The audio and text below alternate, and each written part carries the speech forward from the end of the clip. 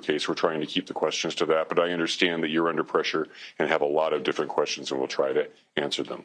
We're joined today by our sheriff and our prosecution team and our county commissioners. Jeff is going to be the only one speaking right now, and I'll introduce right now County Attorney Jeff Gray.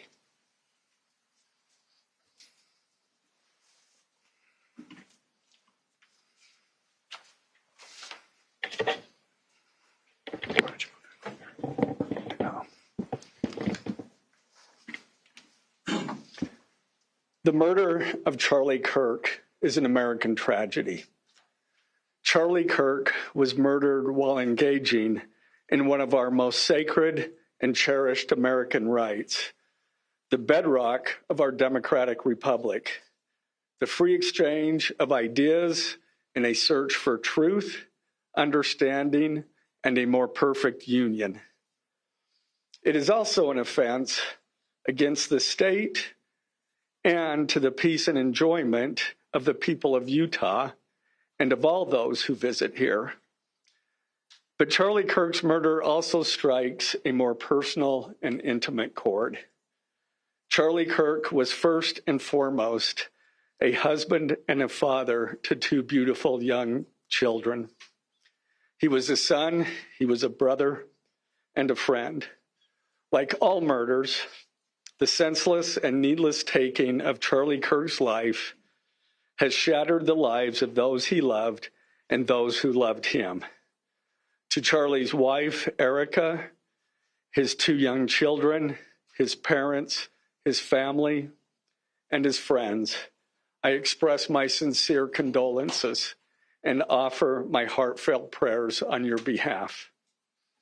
I also want to express my concern for everyone who was at Charlie's Turning Point USA event at the Utah Valley University, and all who have been impacted by this tragedy. As county attorney, I am charged with bringing justice to those who offend our laws. I am charged with bringing justice for those who are harmed.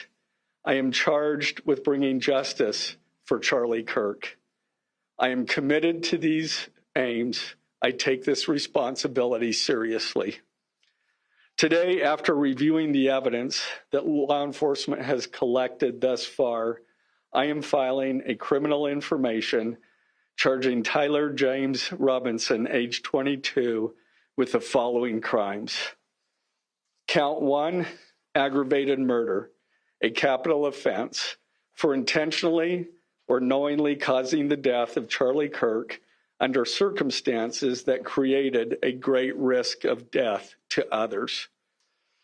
Count 2, felony discharge of a firearm causing serious bodily injury, a first-degree felony.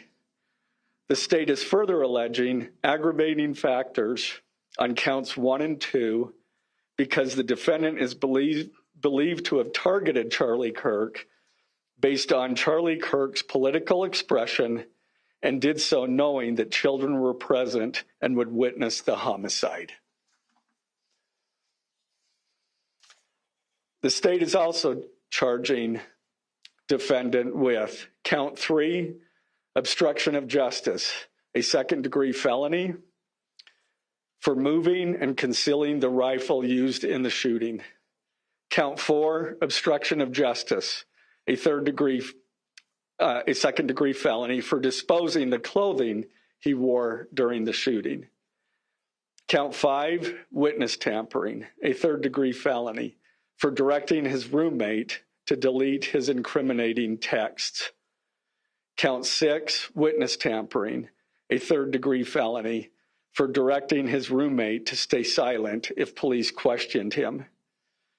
And count 7, commission of a violent offense in the presence of a child, a Class A misdemeanor, for committing homicide knowing that children were present and may have seen or heard the murder and did so based on Charlie Kirk's political expression. Also, following the press conference, I am filing a notice of intent to seek the death penalty. I do not take this decision lightly, and it is a decision I have made independently as county attorney, based solely on the available evidence and circumstances and nature of the crime. Because we are seeking the death penalty, the defendant will continue to be held without bail in the Utah County Jail. Turning to the 10-page information, these are the allegations. On September 10th, 2025, at approximately 12:23 p.m., Charlie Kirk was shot and killed while speaking to a large crowd on the campus of Utah Valley University in Orem, Utah. Police found the suspected murder weapon, a bolt-action .30-06 rifle, nearby. Over the next approximately 33 hours, police conducted a manhunt for the shooter until the evening of September 11th, 2025, when Tyler James Robinson surrendered to police at the Washington County Sheriff's Office. DNA consistent with Robinson was found on the rifle's trigger. After shooting Mr. Kirk, Robinson hid the gun, discarded the clothing he wore when he fired the rifle, and told his roommate to delete incriminating text messages and not talk to police. Children were present at the time of the shooting. The shooting. Turning Point USA, a nonprofit organization founded in 2012 by Charlie Kirk, organized a public outdoor event to be held at noon on September 10th, 2025 at UVU. The event was the first in a series of similar events to be held at college campuses nationwide. Mr. Kirk is a well-known conservative activist, famous for these type of events, where he discusses various political issues and debates with audience members. His events and comments have garnered a significant number of supporters and drawn the ire of many who disagree with his political views. The event at UVU was announced far in advance and garnered significant publicity and interest. Consequently, several hundred people attended. Mr. Kirk was interacting with a crowd before the event officially got underway.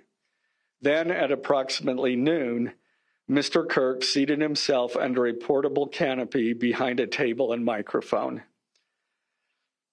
He began speaking to the crowd and fielding questions from attendees, a format Mr. Kirk commonly used at his events. Mr. Kirk allowed his questioners to approach a microphone positioned directly in front of him. Mr. Kirk's team members were very close to him on his right and left, as well as some behind his canopy and others at various close locations near him. The large crowd surrounded Mr. Kirk on three sides. Temporary metal fencing separated attendees from Mr. Kirk by only a matter of feet. Directly above and behind Mr. Kirk was the UVU Hall of Flags, an indoor walkway spanning several hundred feet with floor-to-ceiling glass windows which overlooked the plaza where Mr. Kirk was seated. People were in the walkway at the time of the shooting. Approximately 15 minutes into the event, Mr. Kirk was answering a question about mass shootings by transgender individuals when a gunshot rang out. The bullet struck Mr. Kirk in the neck. He slumped to the ground almost immediately. The bullet's trajectory passed closely to several other individuals beside Mr. Kirk, including the questioner who was standing directly in front of Mr. Kirk. Children were visible near Mr. Kirk's stage when he was shot. Mr. Kirk was rushed to a nearby hospital where he was declared deceased. The medical examiner's report is still pending. So UVU surveillance. So at the moment of the shot, a UVU police officer was watching the crowd from an elevated vantage point. As soon as he heard the shot, he began to scan the area for threats. Believing the shot came from a rifle because of its sound, he looked for potential sniper positions. He noted a roof area approximately 160 yards away from Mr. Kirk as a potential shooting position and rushed there to look for evidence. The suspected shooting position is adjacent to an open, publicly accessible walkway.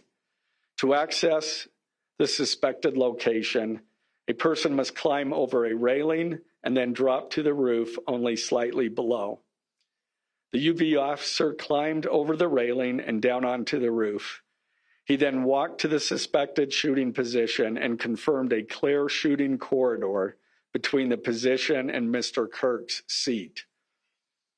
He also noticed markings in the gravel rooftop, consistent with a sniper having lain on the roof, impressions in the gravel potentially left by the elbows, knees, and feet of a person in a prone shooting position.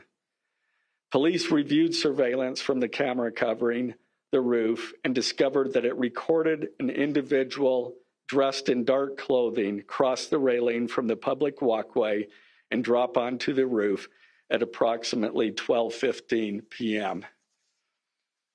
Although the individual moved out of the camera's view for a short time, the camera again captured the individual running across the roof and then low crawling to the area the UVU officer recognized as where the suspected sniper had dropped into a prone shooting position. After a short time, which matches the known time of the shot, the individual arose and ran across the roof to the northeast. This discovery led to an intensive review of UVU surveillance recordings to attempt to track and identify the suspect. Surveillance revealed the following. At approximately 11:51 a.m., the suspect entered campus from the north. He is seen wearing a black shirt with an American flag in the center, a dark baseball cap, and large sunglasses. Throughout the surveillance, the suspect keeps his head down and rarely raises his head enough to get a clear image of his face. As he proceeds across the campus, he is seen walking with an unusual gait. The suspect walks with very little bending in his right leg, consistent with a rifle being hidden in his pants. This unusual gait continues until the suspect is seen crossing the railway off the open walkway and onto the roof, where he leaves the camera's view. A camera later captures the suspect as he runs across the roof to the suspected shooting position. Immediately after the shot was fired, a camera captures the suspect running across the roof carrying an item whose shape is consistent with a rifle. The suspect is then seen climbing down from the roof. He appears to drop the item he was carrying as he hits the ground in a controlled fall. He then picks up the item and runs toward the northeast end of campus. Expanded crime scene investigation.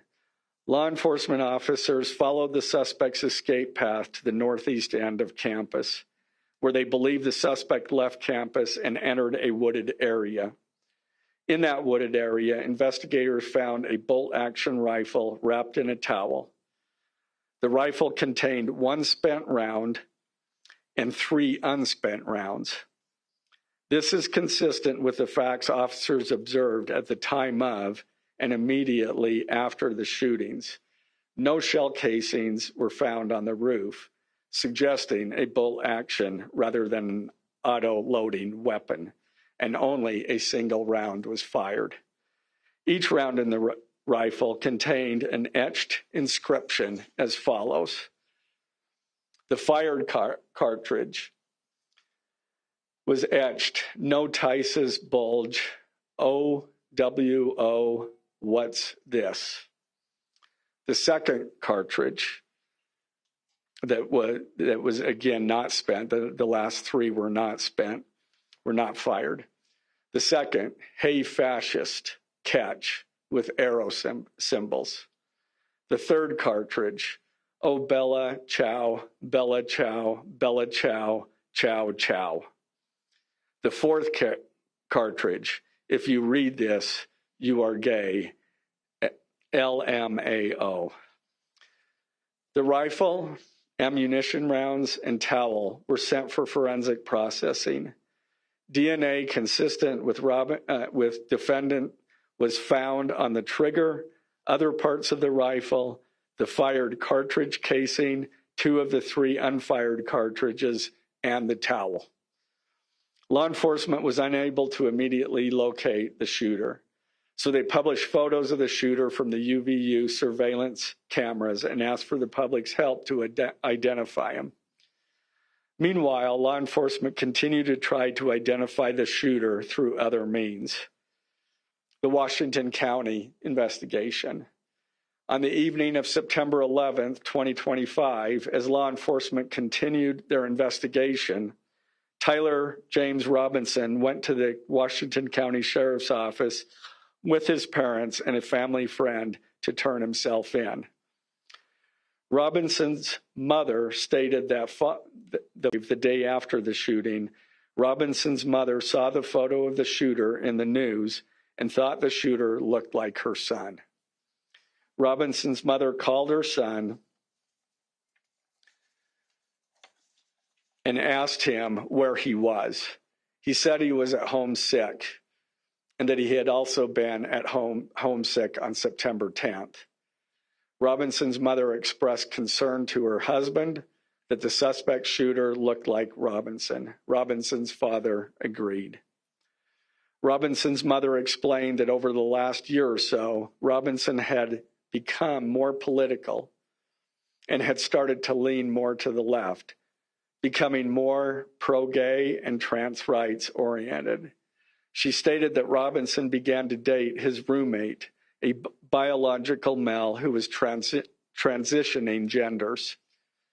This resulted in several discussions with family members, but especially between Robinson and his father, who have very different political views.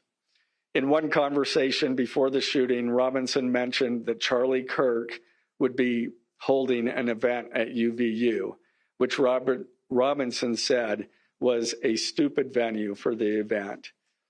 Robinson accused Kirk of spreading hate. Robinson's father reported that when his wife showed him the surveillance image of the suspected shooter in the news, he agreed that it looked like their son. He also believed that the rifle that police suspected the shooter used matched a rifle that was given to his son as a gift. As a result, Robinson's father contacted his son and asked him to send a photo of the rifle. Robinson did not respond. However, Robinson's father spoke on the phone with Robinson. Robinson implied that he planned to take his own life. Robinson's parents were able to convince him to meet at their home.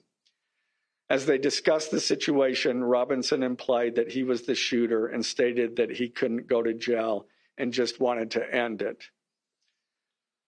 When asked why he did it, Robinson explained there is too much evil and the guy, referring to Charlie Kirk, spreads too much hate.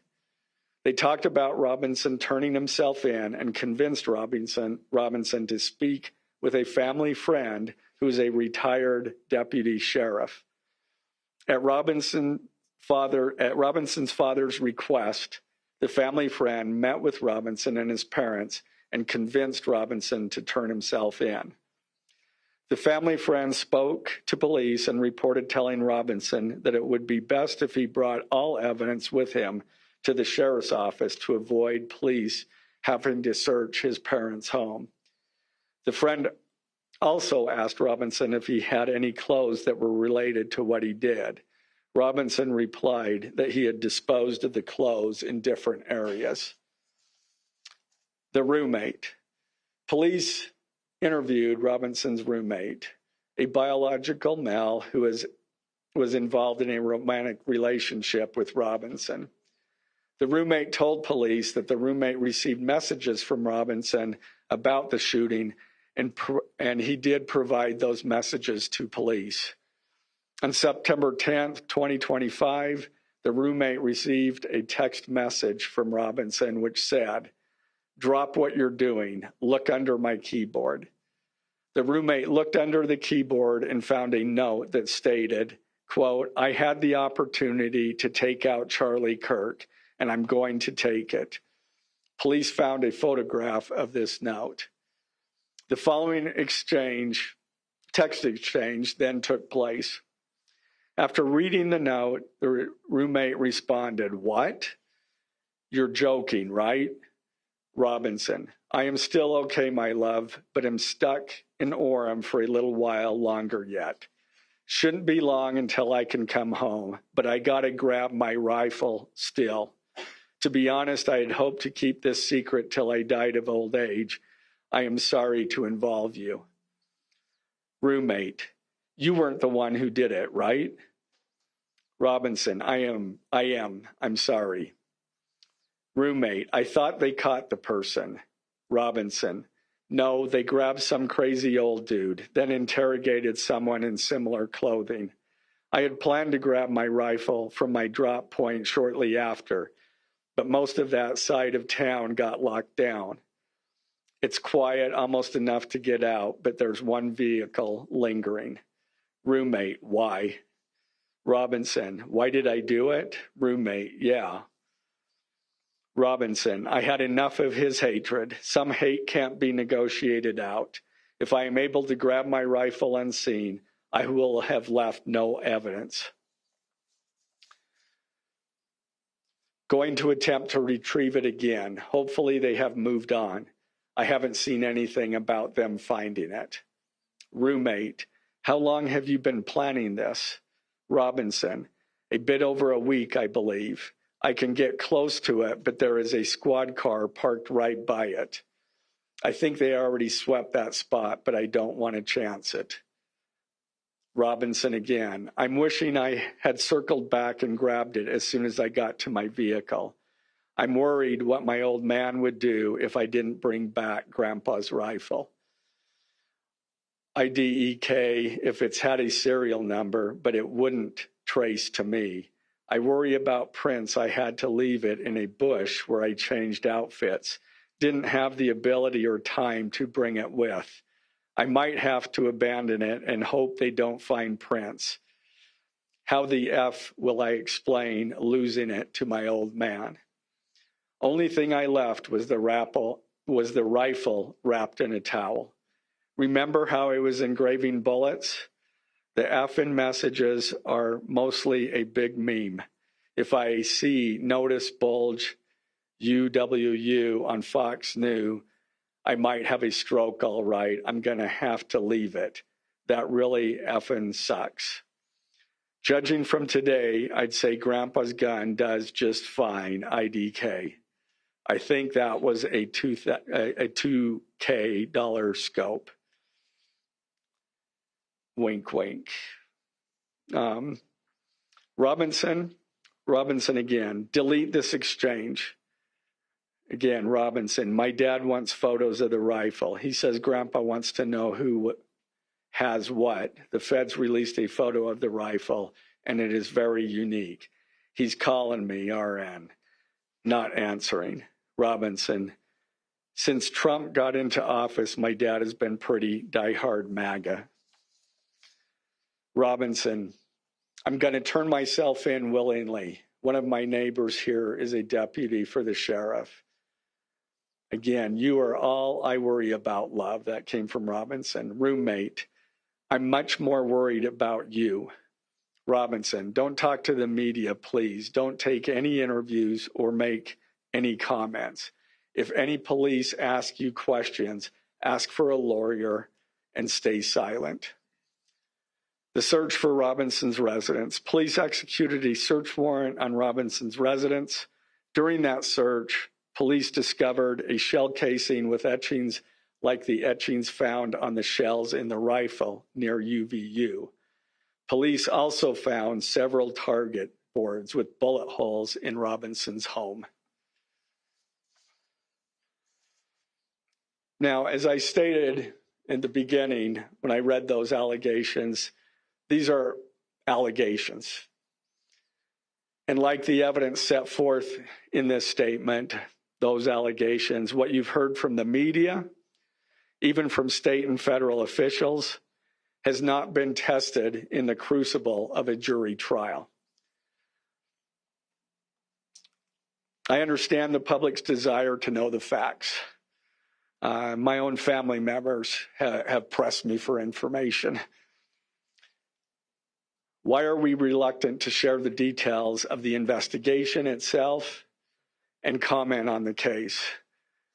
Because I want to ensure a fair and impartial trial. I became a prosecutor because of my love for the ideals of this great country and the principles embedded in our Constitution.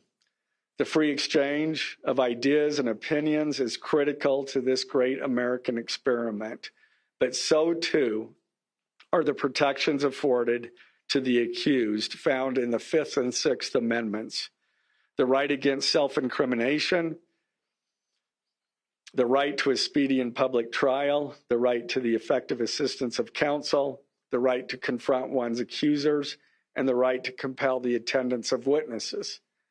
And perhaps most importantly, under our Constitution, the accused is presumed innocent until we, the state, prove to an impartial jury of defendant's peers his guilt beyond a reasonable doubt.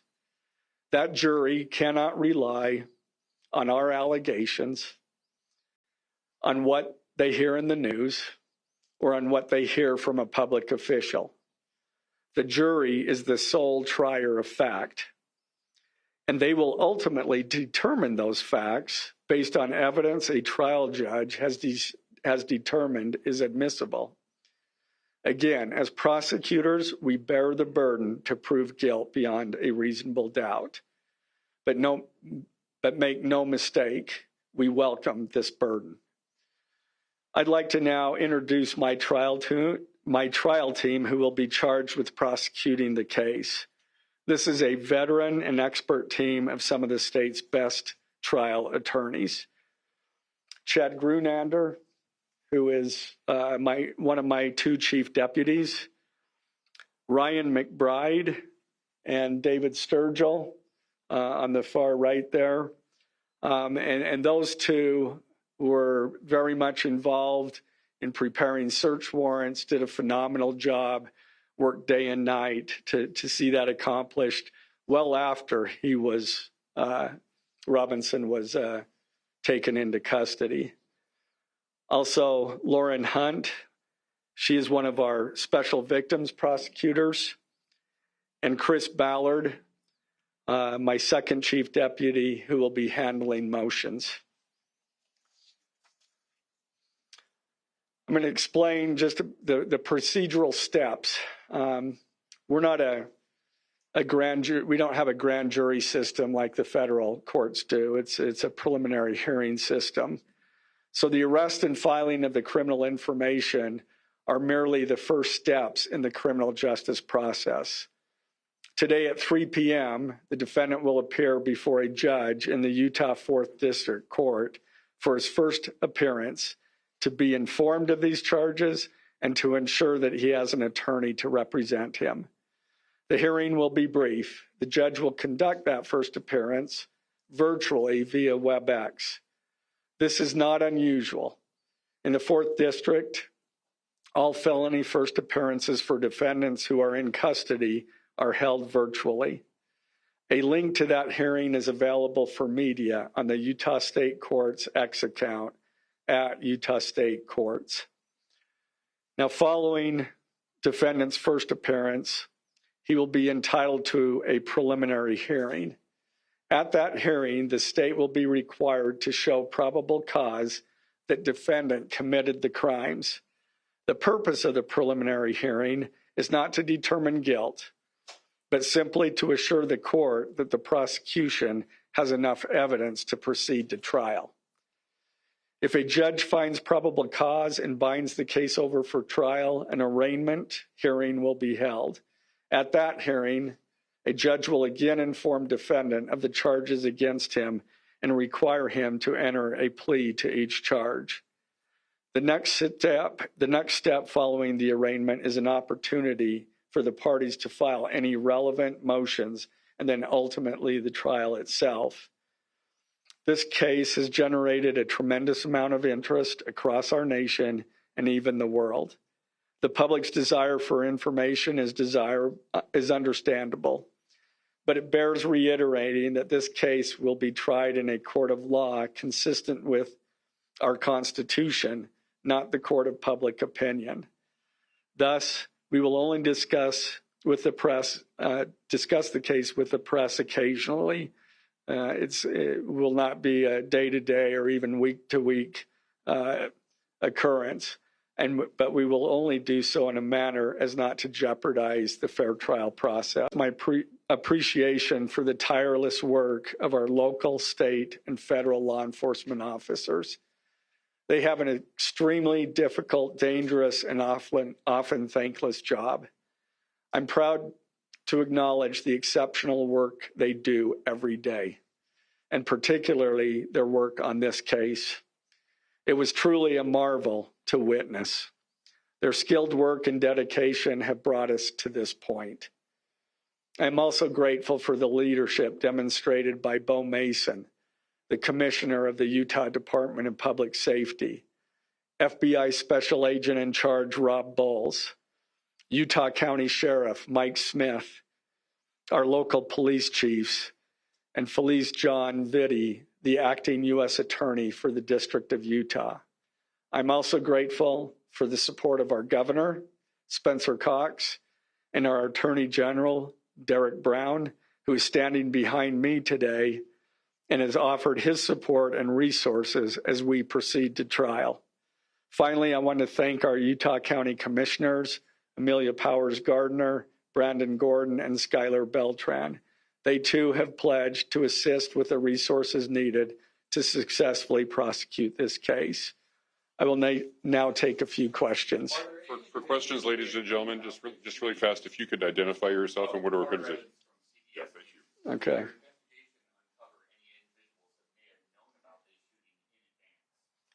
They are still looking into it. It's an undergoing investigation. So is that a possibility? They haven't ruled that out. As I'm in there with CNN, the text message that you exchanged with the roommate, can you give us a sense of did that happen over several hours? Did it happen before? I don't have that information. Emily Anderson, Star Solid Tribune. I know, acknowledging that you made this decision to pursue the death penalty independently, did you hear it all from the Trump administration or Governor Cox's administration as you were working on these charges? I talked to officials from both administrations, but I was not pressured to make a decision. I understood their feelings on it because it was in the news, but we didn't really discuss that. Mr. Gray, the FBI director. Do you have any indication that transgender issues played a role in the motivations for this shooting?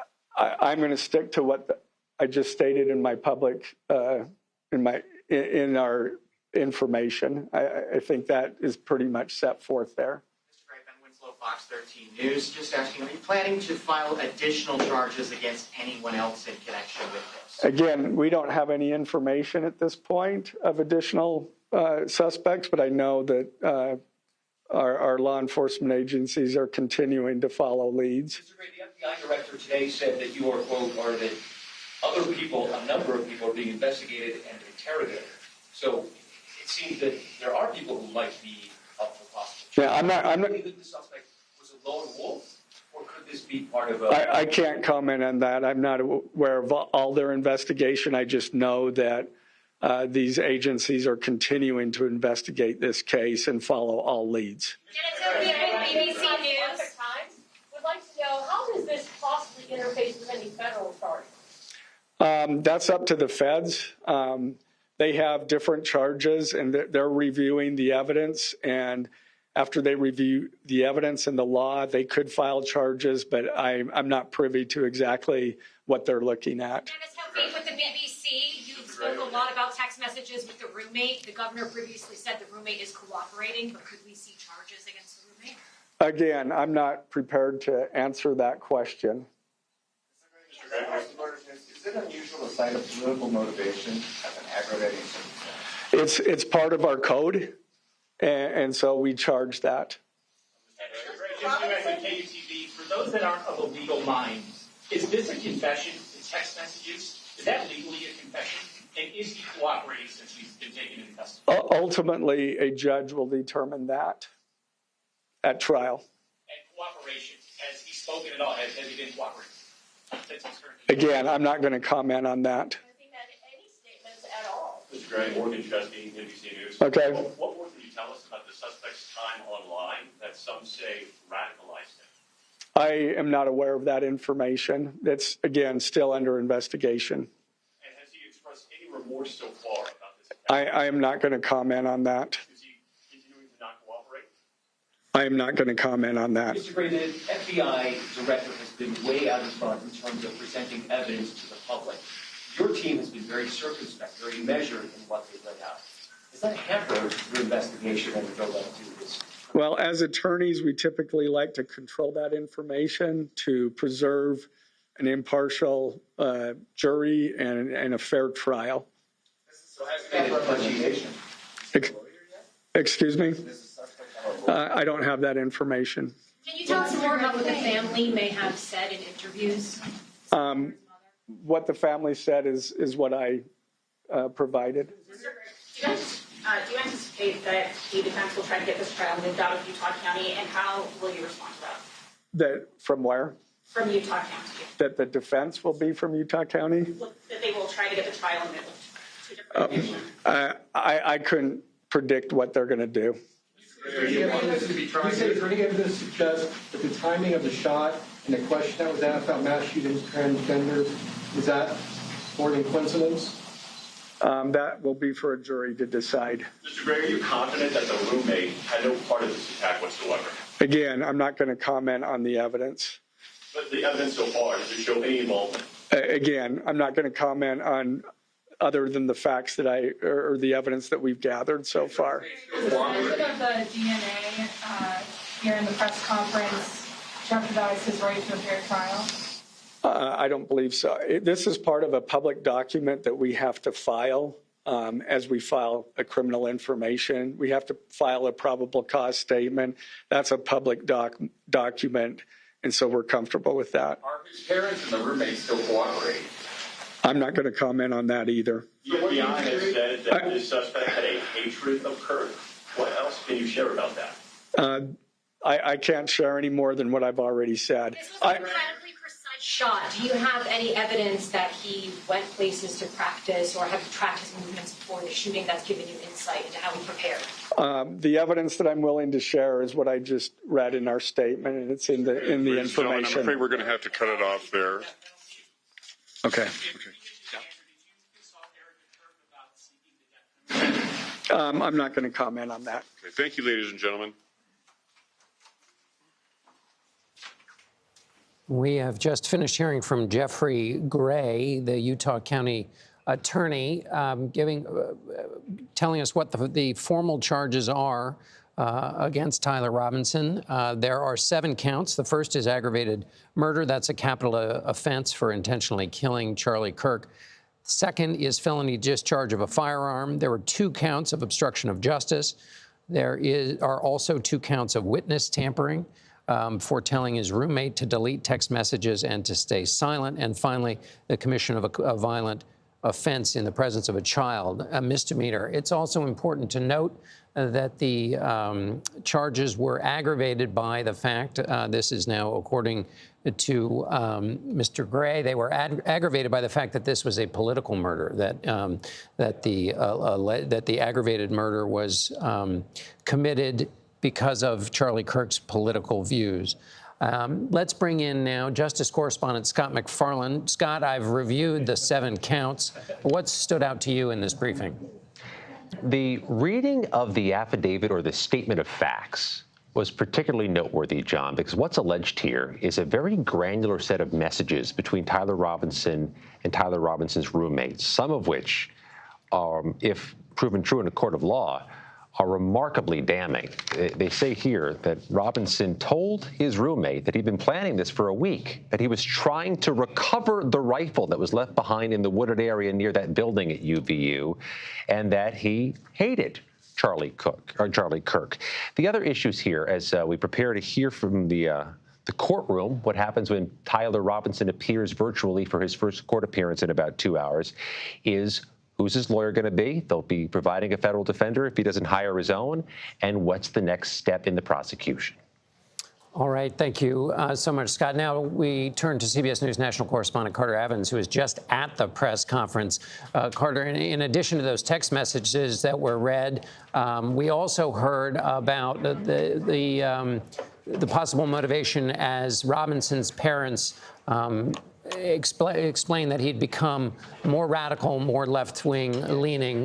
What struck you in this briefing? Right. You know, they talked about when his parents and that family friend who was a former deputy dropped Tyler off at the sheriff's station near his home. And basically that the mother spoke and said that she had recognized him in those photos, asked him where he was that day, and that he had stated that he was homesick. And then his mother was talking with his father, and his father agreed with her that it sure looked like him.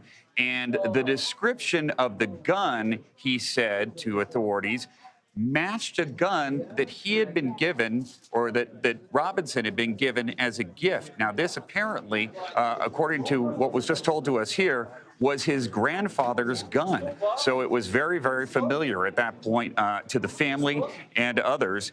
And they found those 3 rounds inside the gun. They were inscribed. Now, when they went to his home, they also found bullets that were inscribed as well. Carter Evans, thank you, reporting from the press conference at which we learned the 7 charges against Tyler Robinson. Our coverage will continue on CBS News 24/7, your local news, and tonight on the CBS Evening News. This has been a CBS News Special Report. I'm John Dickerson.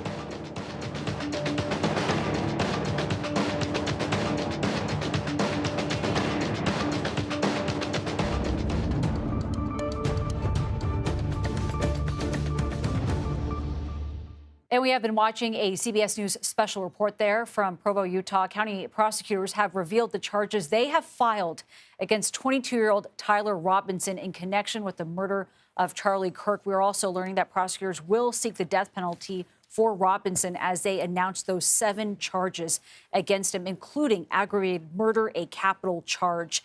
We're going to talk more about this. Let's bring in CBS News senior coordinating producer for crime and public safety, Anna Schechter, joining us now on set here. Anna, this was a lengthy press conference. What were your biggest takeaways? Well, one, the added charges and a little bit more details about the charges we learned about yesterday, those preliminary charges. So aggravated murder, that's a capital offense. And then the felony discharge of a firearm, those first 2 counts are carry aggravating factors because, as John Dickerson was just saying, because of Charlie Kirk's political views, that he was targeted because of those views, also because the murder occurred in the presence of children, that children were there and witnessed it. And he made a point of noting that. Then we have a total of 7 charges, including witness tampering, and those pertain to his efforts to get his roommate not to talk to police, to the media, and also the fact that he was changing clothing, so trying to hide the crime. So we learned a little bit more about that. It was a fascinating press conference, Nancy. I was really surprised by how much information we got. We got the entire timeline, and then a full text exchange immediately after the shooting between Robinson and his roommate, which essentially portrays him as being more worried about the gun that he left in the bushes. His grandfather's rifle. That's right. How am I going to tell my dad that I lost the rifle? And less worried that he just killed Charlie Kirk, who's a husband and father. And I think that Jeff Gray there, a Utah County attorney, laid that out just to present to the public the facts. There's been so much speculation. Let's just lay it out. There's also, you even heard reporters asking, is the roommate going to be charged? He might have wanted to just lay that out because those are the facts that he's dealing with. In that text exchange, it does not appear that the roommate had any prior knowledge. And essentially, it puts the blame solely on Robinson there. Now, the FBI continues to investigate. So if anything changes, if anyone else knew about it or contributed to this, they will, of course, step in and file charges. But at this time, this is what they're working with. They're treating this as a state murder. We heard that right at the top. And when he was asked about federal charges or potential, terrorism charges that prosecutors might be looking into, he said he doesn't know anything about that, and he's not going to comment on any of the evidence. He basically laid out what he's working with. Yeah, absolutely, as their investigation continues. And I have plenty more questions, but first I'm going to turn things over now to Carter Evans, CBS News national correspondent there, who was inside that press briefing. He joins us now live. And Carter, you were inside the room. What were your biggest standout points inside that press conference? I think the main thing that I noticed is something that Anna already mentioned, which was shed some light into what he was thinking immediately after this shooting. And it clearly, at least according to the text from the roommate there, he was concerned about police finding that rifle and possibly finding fingerprints. He was also scared that he was going to see news about the inscription on the cartridges on one of the news stations here. And he said that was a big concern to him. We also learned that the mother was one of the first ones to notice that the pictures that authorities had released looked a lot like her son. And she confronted her son and said, "Where are you?" And he said that he was homesick. His mother and father conferred and agreed that the picture definitely looked like him, and also that the description of the gun and the picture of the gun that police had released looked a lot like a gun that he had been given as a gift, and it turns out it was his grandfather's gun. And again, the text between the roommate and Robinson indicated that he was concerned about what he was going to tell his dad about losing that gun, and he was trying to recover that because it was the only evidence that he had left at the scene, or so he thought. But it turns out that is not the case. He did leave more evidence at the scene. He had some evidence, some DNA evidence on the rooftop where he was. There was a tremendous amount of surveillance video and those surveillance photos that did capture a photo of his face, and that is what led to him turning himself in the first place, and the fact that the FBI released those photos the day after Charlie Kirk's death. So we're getting a lot better picture of what happened in the moments following the shooting of Charlie Kirk and what this alleged shooter did afterward. And Carter, so much has been asked in the past week about what was the reason behind all of this, what was the motive. And prosecutors laid out, as you mentioned, a little bit more evidence, actually plenty more evidence. I know some of this has been trickling out in the past few days, but I thought what really also stood out for us here was that the cartridges apparently had etchings, according to the prosecutor. They're also talking about what Robinson's demeanor has been like in this past year in terms of changing according to his parents. Does that line up with what you've also heard on the ground and talking to people there? Yeah, that lines up with what we've heard, and it lines up with what we've heard all along. As you say, information has been trickling out all along, and this is just a confirmation of what we have been hearing over the last couple of days. But we did get a lot more detail with those text messages, and we got some more information about evidence that they found as well. Not only did they find bullet cartridges inscribed in the gun, but they also found bullet casings with similar inscriptions at his home, as well as a target that had been used for target practice.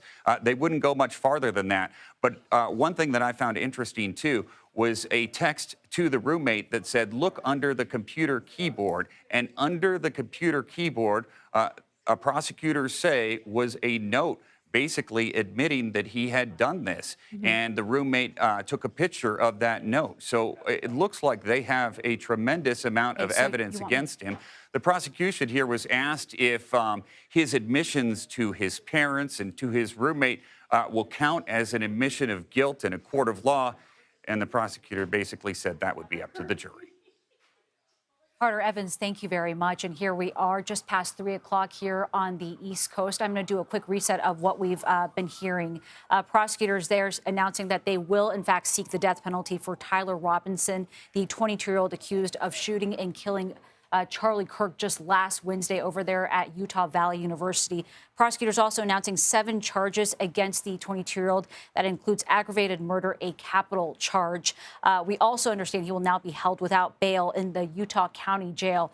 We're going to turn more to our team coverage of all this. I'm going to go back actually now to Carter Evans, who we were just talking to before. And Carter, we were talking about some of the standouts from that press conference. It also stands out to me that they gave so many details relatively still early on in this investigation. Right, they gave a lot of details, and they gave what they thought was necessary, essentially to show the court that there is reason to move forward with this case. And in just a couple of hours, he will appear virtually, Tyler Robinson, that is, virtually for a preliminary hearing. And they say that's going to be really quick. Basically, the judge is going to read the charges against him, and they are going to determine if he has an attorney to represent him. And then the legal process will continue moving from there. I plan to be at that hearing, so we'll watch that for you, and that will be live streamed as well. So we should be able to see what he looks like today. We know that he is being held in the Utah County Jail right now. He's being held in a special housing unit where he is being observed to see if he could be a harm to himself or others. We are told by the sheriff that that observation period could take several days. They want to make sure that everything is in order before, if and when they release him into the general population. But it will be interesting to see what he looks like today. Does he show a sense of relief on his face, as some individuals do when they are accused of a crime and captured? Will he speak at all? The prosecution would not indicate if he was cooperating right now, but we had heard over the last couple of days that he has not been speaking with investigators, as is his right. We also learned today that he told his roommate not to speak with investigators. And in fact, he told his roommate to go and get a lawyer if police approached him. And that's one reason why he was charged with obstruction of justice. All right, Carter Evans, thank you very much for joining us there in Provo. We will check in with you again soon. And Anna, I'm going to bring you back in now, senior coordinating producer of our Crime and Public Safety Unit. And we've been hearing just about so much of the timeline that led into this. But also what stood out to me in all of this is that apparently he had been saying, according to prosecutors, that this was a plan that was only set in motion for a little over a week before this shooting took place. That's exactly right, and it's a really great point. So it's just over a week. Think about it. Charlie Kirk and his team had blasted out on the internet, hey, we're going to do this prove me wrong event with the date and the location. And we also learned that he even told his dad, according to prosecutors, that he deemed that a stupid place to hold it. And on that note, what did he write? He said, I have the chance to take out Charlie Kirk, and I'm going to take it. So the other thing we learned about, which fills in these gaps, the minutes and hours immediately following the attack. Did he drive straight back? Well, no, he actually lingered in his vehicle right by the campus as police were racing up to the roof and they found the imprints of his forearm and his palm, and they realized which sort of direction he ran in, and they were following his track. He stayed right there. He was thinking, I want to go back and retrieve that gun. So it took him a while to leave the immediate area, and that image is just it's just such a strange turn of events. He did not get out of Dodge. He stayed in the area, worried about that gun, realizing that he might have fingerprints on that gun, and he was communicating all of this to the roommate. But what just stands out to me, stunning, is that he still thought that he would get away with it. And like I said earlier, he was more worried about appearing like he'd lost the gun than taking Charlie Kirk's life.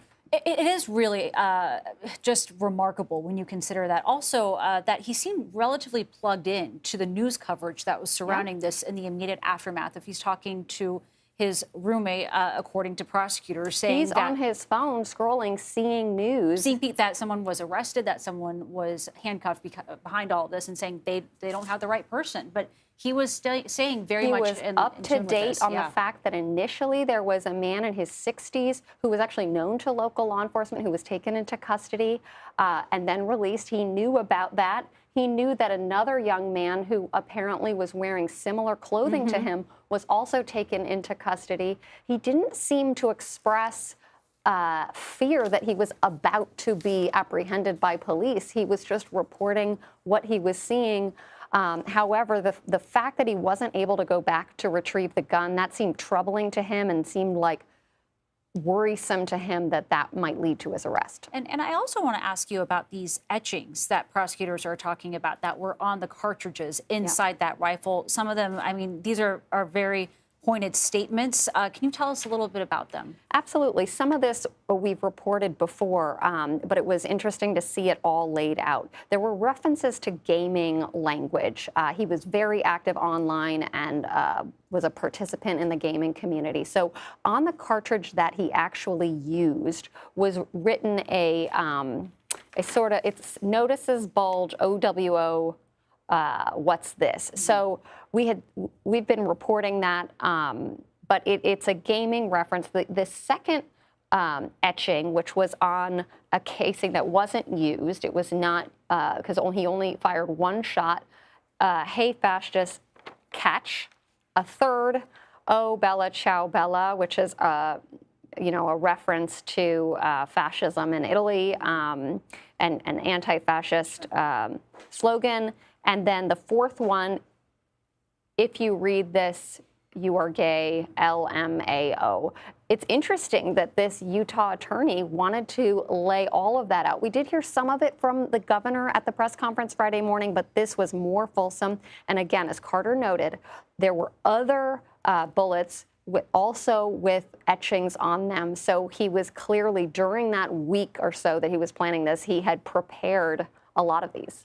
Actually, I wanted to ask you about, though, when you talk about this fulsome news conference, that they're giving us so much information. Do you think that's in part because there has been so much speculation and such an intense spotlight on this case? I do. The Utah state attorney repeatedly said that the interest from the public is understandable. The tremendous interest from the public. There's been a lot of reporting, and I think he wanted to just lay out the facts so that some incorrect information that's been floating around, to tamp that down and just lay out really what's also in the public record now, because all of this is going to be in that criminal information that is filed in court. That's how it works in Utah State Court. He has to present the information to prove that there is enough evidence to take this to trial. That's how it works. And so that's what he did. But he really laid it all out. I mean, this is the first time we're hearing about his mother, that his mother actually called him the morning after the shooting, having seen the photos, thinking it looked like him, and he told her, I'm sick today, I'm homesick. It really is that mother-son relationship. It reminds you this young man was just 22 years old, very young person, still communicating with his parents in that way. Yeah, absolutely. And Anna, I know that we're going to be talking again later today because of this court appearance that we're waiting for. That'll be at 5 o'clock here on the East Coast, 3 o'clock there locally. What else do you think we can possibly expect coming forward? Could there be the possibility of additional charges, even with the death penalty on the table here?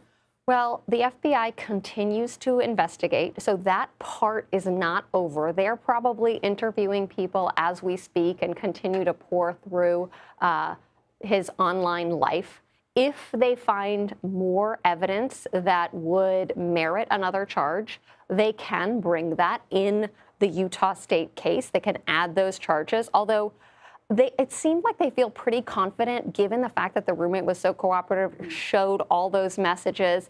Maybe they'll stumble upon more evidence, but it seems like they feel confident they've got it all. Of course, on the federal side, the feds are looking for evidence that would meet that federal bar to file charges. So that can mean, was there crossing state lines? They might be looking for a way to connect this to terrorism. They haven't gotten that yet, probably, which is why we haven't seen charges. Anna Schechter, we always appreciate your analysis. Thank you very much for being at the table here with us. And we will, of course, continue to follow any new developments in this case and bring them to you as they develop.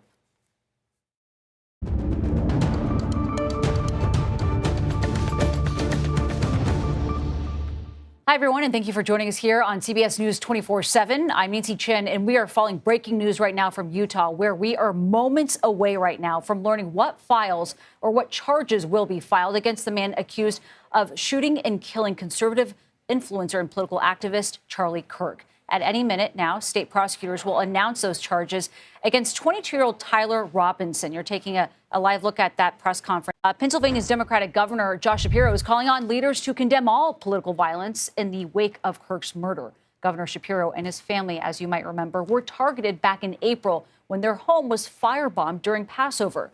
And during his remarks today, he said politicians, including the president, need to stop cherry-picking which acts of violence they speak out against. Violence in all forms is unacceptable.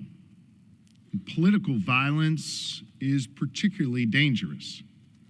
Not only does it seek to injure, maim, or kill, it seeks to intimidate and terrorize and silence.